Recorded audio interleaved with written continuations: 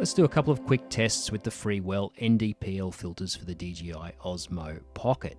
Now the OSMO Pocket was set at a manual 5600K white balance, a 5600K light was used, and the only parameters adjusted were the light's output and the ISO. Now here's our base reference image. This is ISO 100, 1/50th shutter with no ND being used on the OSMO Pocket. And now we're going to roll in ND8 here. And you can see there's a green cast being introduced. That's quite clear, and you can see it on the grey, you can see it on the borders of the color checker chart there. Now if we roll through to ND16, again you can see there is that slight green cast there. White is still looking fairly white, but there is a bit of a green cast being introduced onto the grey and the black.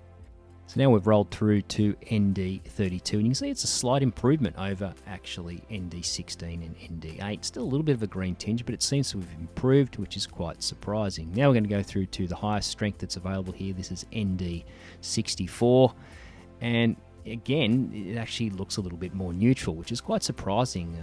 I would have thought that 8 and 16 would have been better, but that's not the case with these filters. They're a little bit inconsistent.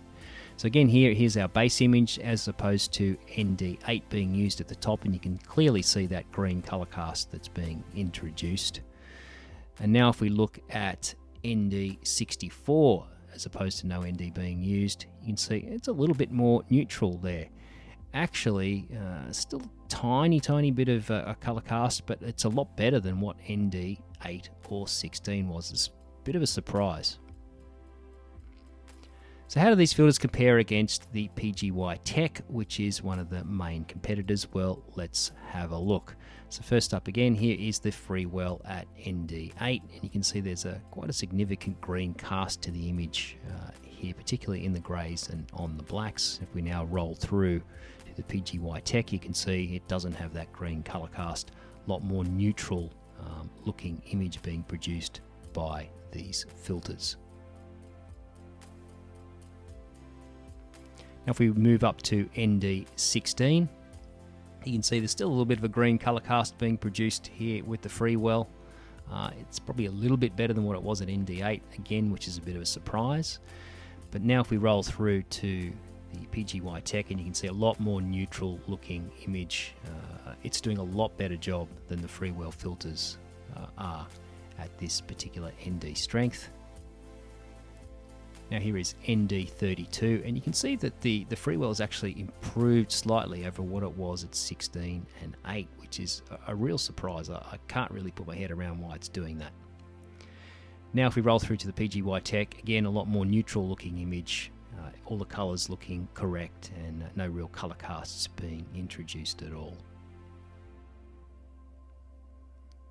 And finally now this is the maximum level, which is ND64. Now there is still a bit of a slight color cast here, but it has improved, which again, I can't explain this at all. It looks a lot better than what ND8 or 16 did.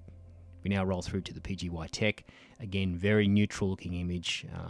These are pretty good filters that are not producing any color cast no matter what sort of ND strength you happen to be using. So finally, here's some side-to-side comparison. So you can see the Freewell at the top, the PGYTECH at the bottom. This is both at ND8. You can clearly see that the PGYTECH is a lot more neutral and doesn't have that color cast being introduced. Again, here is ND16.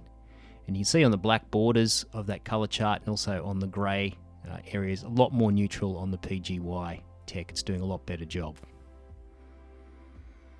Again, the Freewell 32 at the top, PGYTECH 32 at the bottom.